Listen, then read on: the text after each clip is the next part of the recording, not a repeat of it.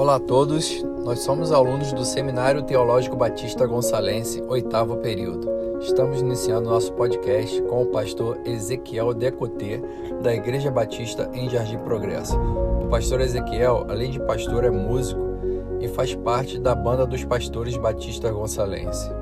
Nós iremos conversar com o pastor Ezequiel sobre o tema Louvor, Liturgia e Adoração nos nossos dias. Lembrando que esse podcast é uma atividade da disciplina Culto Cristão 4, cujo orientador é o pastor Elias dos Santos. Meu nome é Ezequiel Decoté Júnior, sou pastor da Igreja Batista em Jardim Progresso, aqui em São Gonçalo. Eu toco guitarra, principalmente, e toco também violão e contrabaixo, mas o meu instrumento mesmo é a guitarra que tem um significado especial aí na minha vida, e eu estou muito feliz em participar desse trabalho. Me sinto honrado em ter sido procurado por vocês para poder contribuir humildemente de alguma forma com alguma informação que seja relevante para esse tempo, para quem até onde esse podcast possa chegar, tá bom? Pastor Ezequiel, aqui quem fala é o Luiz Lauro, sou membro da Igreja Batista em Boa Vista do Laranjal. E bem, pastor, em primeiro lugar, muito obrigado por aceitar esse convite, estar realizando esse podcast conosco. E a minha pergunta é simples, e é o seguinte: como é ser pastor, músico e tocar em uma banda de pastores ao mesmo tempo? E como músico, quais são as suas influências? Bom, ser pastor e músico é bom, mas eu acho que ser qualquer coisa em músico é bom. Ser motorista e músico é bom, ser carpinteiro e músico é bom, ser cozinheiro e músico é bom, Qualquer coisa acompanhada da música é uma coisa boa. No ministério pastoral se constitui como mais uma ferramenta, até de discipulado. Por exemplo, eu costumo dar aula de violão de graça para os embaixadores, Se faltar alguém do louvor, eu posso ajudar, porque na verdade eu estou sempre na igreja. O instrumento, eu acho que aproxima muito as pessoas, Eu tenho percebido isso ao longo do meu ministério. Então, ser pastor e tocar no instrumento é uma coisa a mais, um elemento a mais que você tem para se aproximar das pessoas e para trabalhar na obra. Às vezes é um pouco complicado, o dia que você tem que tocar no louvor e pregar, mas aí você pede a misericórdia do Senhor e cai para dentro, Em relação a tocar na banda dos pastores, é algo muito tranquilo, até em relação ao tempo, porque todos os pastores têm um tempo limitado, então basicamente a gente se reúne para ensaiar e passa a ser um tempo de lazer, Uma banda muito legal, uma coisa muito legal, e conciliar tudo isso é tranquilo, porque na verdade é prazeroso, Então não é no tempo que sobra, é um tempo que a gente dedica a isso, dentro da agenda de cada um, e não onera tanto o meu tempo, que eu acho que é porque eu gosto, As minhas influências aí é uma coisa bem pessoal, Claro que como guitarrista você começa a ouvir muitas coisas, Eu posso falar um pouquinho assim, primeiramente das bandas que eu ouvia, enquanto adolescente. Ouvia muito jazz, ouvia muito blues, e muito rock. Então você tem aí, principalmente no blues, o B.B. King, o Robert Gray e tal, a galera assim, que influenciou bastante. Um cara de blues também, o Gary Moore. Aí tem no jazz brasileiro Victor Biglione, um pouquinho do Nelson Farias, Torquato Mariano, galera do jazz aí nacional. mais ou menos, ó, Léo e Carlton também, cara, músico excelente. Bandas assim, eu ouvi muito, né, Van Halen, ouvi muito Dire Straits, ouvi muito U2, curtia muito um guitarrista chamado Daryl Stuermer, que é o guitarrista do Phil Collins, né? Esse cara me influenciou bastante assim musicalmente, mas chegou um tempo que eu decidi não ouvir mais música do mundo, né? Um concerto que eu tive assim pro Senhor, é algo que a minha esposa já estava orando a esse respeito. Eu tinha muitos CDs em casa e tal, e acabou que eu, num momento aí da minha vida espiritual, eu resolvi não ouvir mais música do mundo. E aí, né? E as minhas influências? Eu tive uma resistência muito grande para parar de ouvir música do mundo, e justamente por causa desse lance das influências, né? Eu ouvia, né, demais Spyro Gyra, também uma banda que eu gosto muito. Tem um guitarrista chamado Julio Fernandes, cubano, toca demais, me influenciou demais. Eu não tenho como fugir das minhas influências, mas a partir do momento em que eu resolvi não ouvir mais música do mundo, né, eu comecei a procurar influências dentro da música cristã, né? Algumas eu já tinha, como por exemplo o Eli Miranda, um grande guitarrista que foi da banda Altos Louvores, o Pablo Chies, né, que embora não seja um cristão, assim como o Kinush também, que tocou com o Novo Som um tempo, não era cristão, mas tocavam com as bandas cristãs.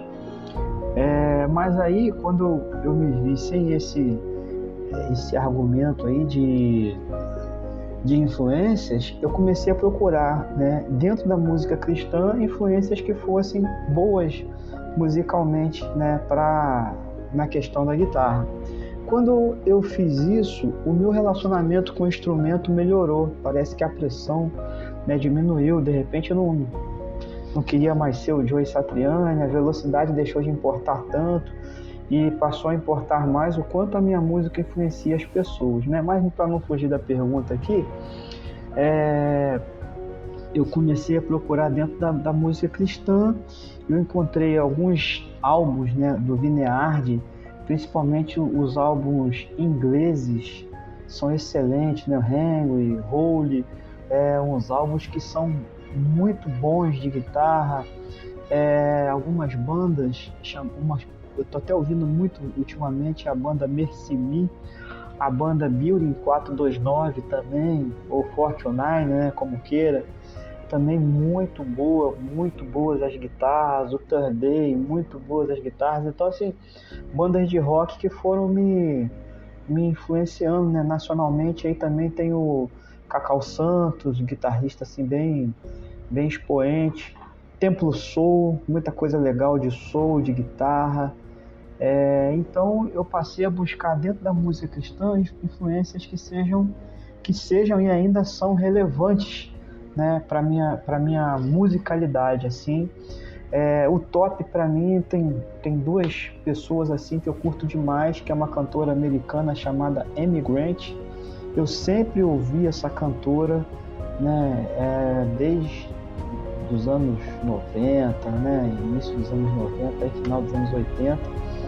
As gravações dela também tem belíssimas guitarras, assim, coisa sensacional mesmo. E um guitarrista chamado Lincoln Brewster também, muito bom, cara, fera demais. E alguns outros, né? Mas de fato eu troquei as minhas influências do mundo por influências cristãs que são relevantes musicalmente e enchem o meu espírito também. Então eu consegui conciliar essas duas coisas e o meu relacionamento com o instrumento melhorou muito. Olá, pastor, muito obrigado por estar participando aqui com a gente. Aqui é Marcos Ribeiro, da 2ª Igreja Batista do Porto Novo. E a minha pergunta é a seguinte: falando sobre louvor, pastor, liturgia e adoração, como o senhor vê a questão da adoração nos nossos dias? Então, vamos lá. Questão da adoração nos nossos dias, né? Eu acho que hoje, fruto até de uma caminhada, né, pensando sobre isso, as pessoas hoje já têm uma percepção maior que a adoração não é só o momento de louvor, mas a adoração está mais ligada à vida, né, do que ao momento, do que a liturgia em si. Mas eu vejo algumas questões, né, falando sobre liturgia, sobre culto, sobre a adoração no culto, né, a adoração coletiva, assim, que é algo que acontece na igreja. A minha grande dificuldade, ou na verdade eu tenho duas grandes dificuldades hoje em dia, que uma é o conteúdo das composições, que para mim são muito antropocêntricas, né, centralizadas no homem, propriamente dito, é tudo para mim, a bênção é para mim, eu que sou a casa e tal, né? Isso às vezes, né, numa linguagem muito subjetiva, muito difícil das pessoas entenderem. Então, talvez falte um pouco de Cristo, né, das músicas serem mais cristocêntricas e não antropocêntricas, na minha maneira de ver. E essa é uma coisa, né? E outra coisa é que você não pode aplicar o conceito pessoal de uma igreja em outras igrejas. Por exemplo, há uns anos atrás, o Trazendo a Arca fez um CD chamado Restituição, né? Todo mundo cantou Restitui, eu quero de volta o que é meu e tal, pá.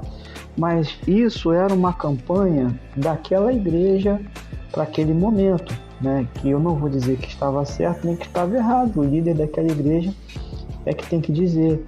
Então, é só um exemplo, né? Que essa música, ela entra na rádio, que as igrejas começam a cantar, mas restitui o quê? O que você quer de volta? O que era seu?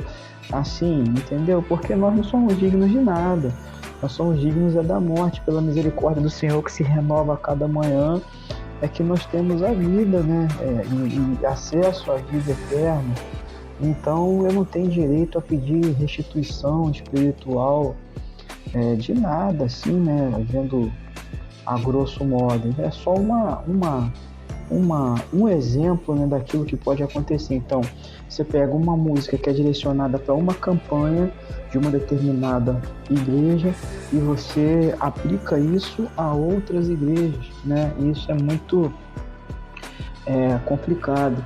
Uma outra complicação que eu vejo em relação ao louvor nas igrejas, né, é uma figura repleta de coisas do Antigo Testamento, coisas que são difíceis de entender para aquela pessoa que está indo visitar a igreja, né?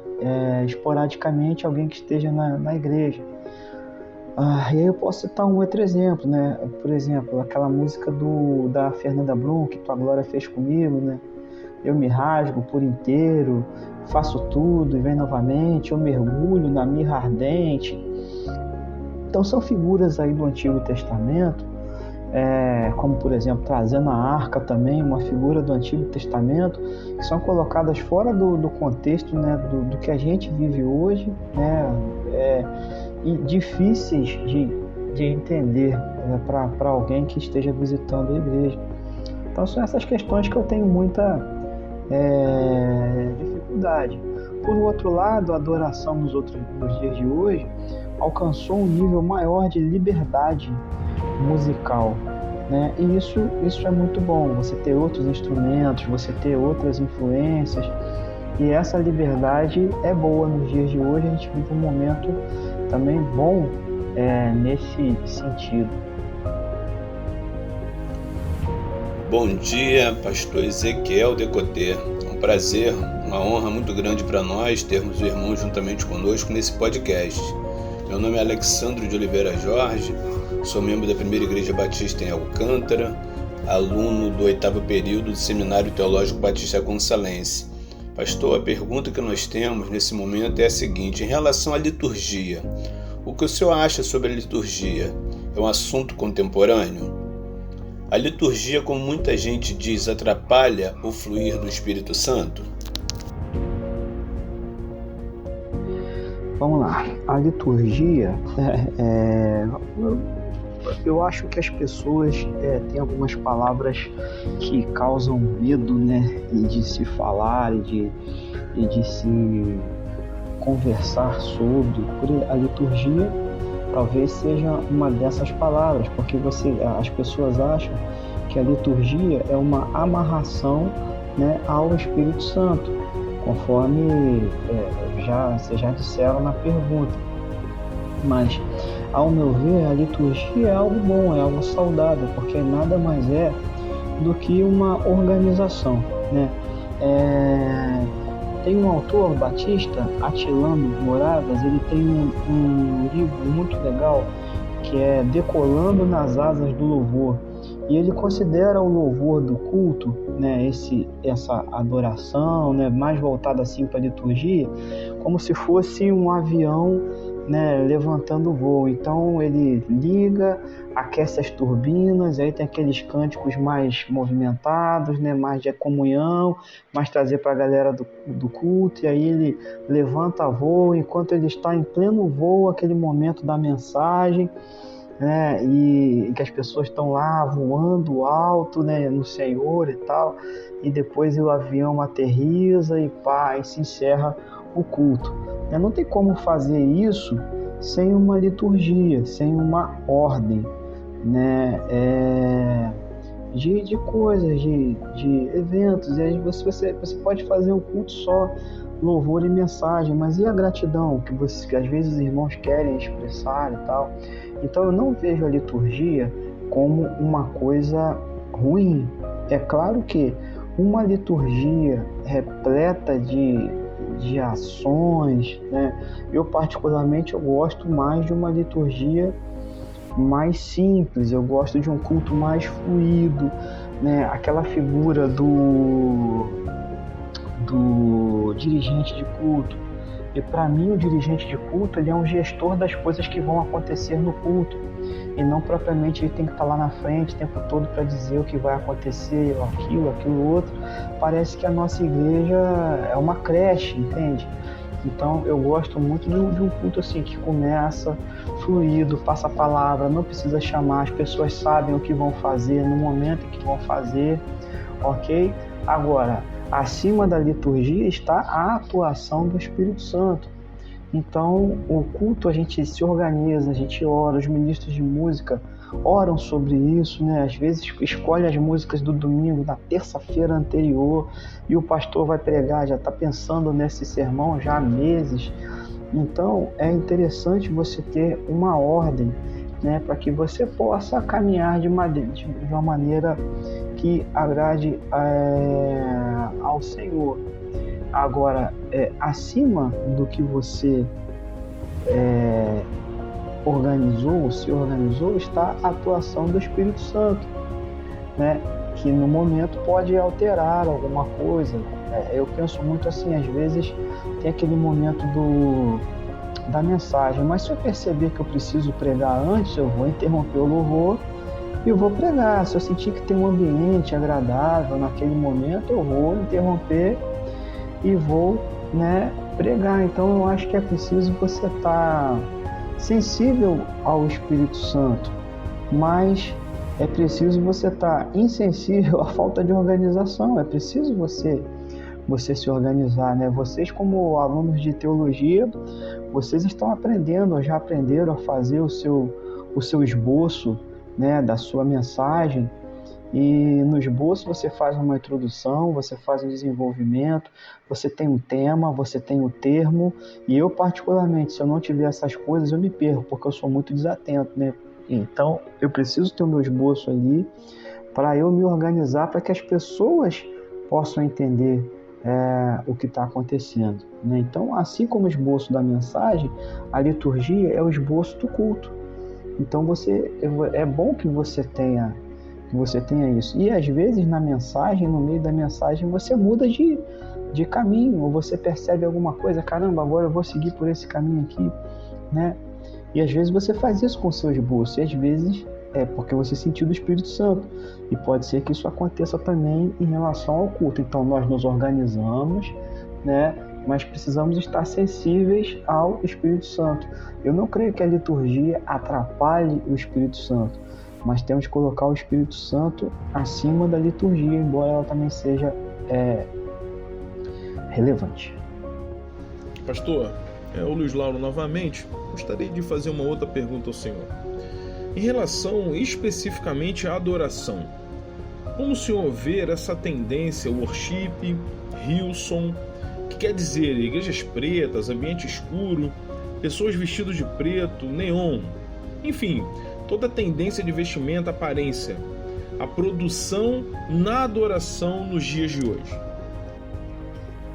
Cara, existe um tremendo equívoco, né, na concepção do worship, né, worship, que significa adoração em inglês, e que acabou no Brasil se tornando um estilo musical, né? Então o worship no Brasil não é adoração, como a etimologia, como a origem da palavra no inglês. É um estilo musical, cheio de delay, cheio de elementos, com várias repetições e tal.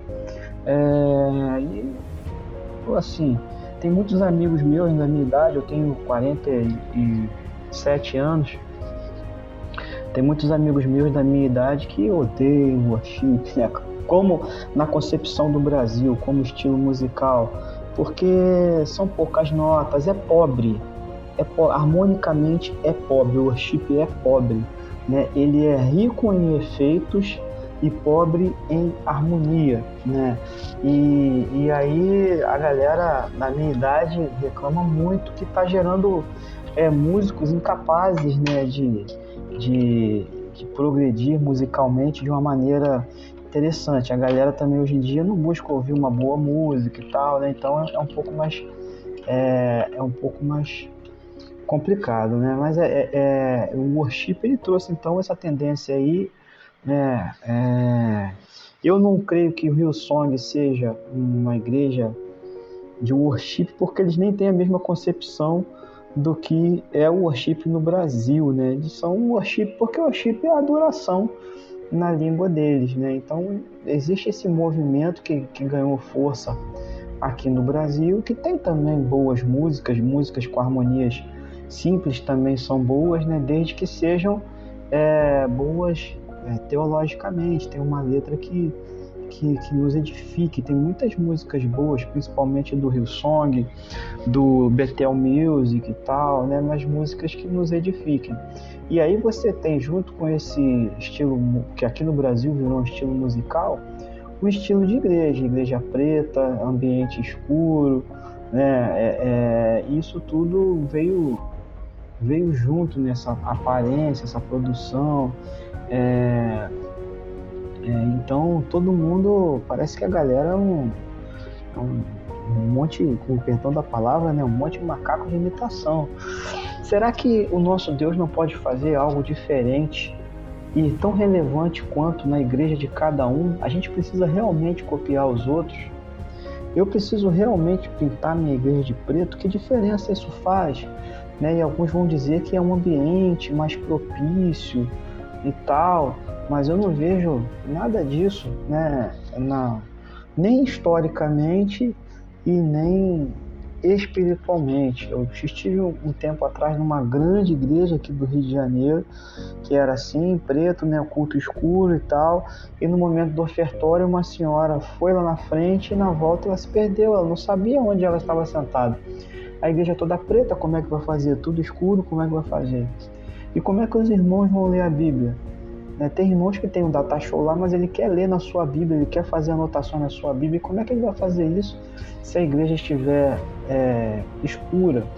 Então é preciso pensar na igreja toda, né? E esse negócio de ambiente escuro, eu acho que é pior do que a igreja preta em si, né? Mas eu vejo que essa produção, ela é como se nós podássemos a criatividade que Deus nos dá como adoradores e aquilo que Ele pode fazer de diferente em cada igreja. porque Deus pode falar de maneira diferente em cada igreja, e muitas igrejas estão se moldando a rótulos, a eventos, né, a equipamentos, porque as outras igrejas têm e elas querem ser iguais, né, e isso não é saudável, porque Deus pode fazer algo tão bom quanto ele fez lá no Hillsong, na Hillsong da Austrália, ele pode fazer aqui em Jardim Progresso, algo diferente, algo relevante, algo sensacional. Eu creio nisso, né? Então eu não preciso imitar ninguém, eu só preciso seguir o direcionamento que Deus tem para a minha vida. Eu não preciso copiar ninguém, eu preciso imitar a Cristo, né? É isso que eu preciso. Embora como é que eu posso dizer? Ai, cara, esqueci a palavra, irmão. Sempre acontece comigo. A estrutura seja boa, é bom você ter bons instrumentos, é bom você ter bons equipamentos, é bom você ter um ambiente preparado e tal. Isso é muito bom, né? E mais o que Deus pode fazer, não vai fazer se você estiver copiando outra pessoa, se você estiver rotulado por um método. Sei lá, eu creio nisso, né? Agora, eu acho muito mais importante que pintar uma igreja de preto é você investir em acústica. A acústica das igrejas geralmente são horríveis. A acústica, então preciso que as igrejas investam na acústica para melhorar, principalmente para quem canta, para a pessoa conseguir se ouvir, conseguir adorar o Senhor, né? Então eu vejo que a necessidade muito maior de trabalhar a acústica do local do culto, no tratamento acústico, do que simplesmente pintar de preto. Se você colocasse na minha frente, pintar a igreja de preto ou investir em acústica? Número 2, investir em acústica. Mas de certa forma não fica todo mundo muito igual? Isso mesmo, cara. Fica todo mundo igual. Fica igual, todo mundo igual um ao outro e todo mundo diferente de Cristo. Sacou? Isso aqui é mó doideira. Porque eu creio que não existe uma fórmula que se enquadre em todas as igrejas, sabe? Um modelo pronto, um estereótipo de ministério de louvor, os caras de coquinho, de barba, de calça apertadinha, embalada a vácuo e tal. Fica todo mundo igual e todo mundo diferente de Cristo. Eu acho que isso é de fato, todo mundo fica igual, então é muito complicado, né? As pessoas não têm a sua individualidade nem a centralidade daquilo que eles estão fazendo voltados em Cristo, estão simplesmente um imitando o outro, né? Será que o que deu certo na Austrália vai dar certo em Jardim Progresso, meu irmão? Será que a Austrália é melhor do que a Trindade? Do que Alcântara? Do que qualquer outro lugar? Será que o Deus que está lá é diferente do que está aqui? Sabe? É muito complicado. E é como você lê o livro A Quarta Dimensão, do pastor Paul Yang-Shu, excelente livro, e que tem muitos conceitos da maneira como ele se relaciona com Deus lá na Coreia, né? E aí você tem a cultura oriental nesse livro, que é muito forte, mas não é um modelo a ser aplicado item por item aqui no Brasil. É algo para te inspirar e não algo para te orientar. E às vezes as pessoas confundem isso, inspiração com orientação. Então acaba ficando todo mundo igual mesmo. Os alunos do 8º período do Seminário Teológico Batista Gonçalense agradecem ao pastor Ezequiel Decoté pela entrevista no nosso podcast. Espero que tenha sido bênção para cada um que esteve nos ouvindo até o final. Bom, gente, eu é que agradeço por essa oportunidade, né, de falar de algo que eu amo, que é a música atrelada à teologia, que é algo que a gente vive também, a palavra. Vivemos isso aí dia a dia, esse relacionamento legal de música e teologia. Para mim foi uma honra, tá bom? Me sinto muito honrado mesmo de vocês terem lembrado de mim. Eu não sou nada, não sou ninguém, né? Para poder ter essa oportunidade, mas que bom que vocês me chamaram Eu gostei muito de ter participado, né? Espero que não tenha escandalizado ninguém, nem ofendido ninguém. Se assim o fiz, eu peço até desculpas, né, antecipadamente. Qualquer pessoa que ouvir esse podcast também pode me procurar aí nas minhas mídias sociais e falar comigo, tá bom? E eu só tenho a agradecer a oportunidade. Eu espero ter somado de alguma forma e até a próxima.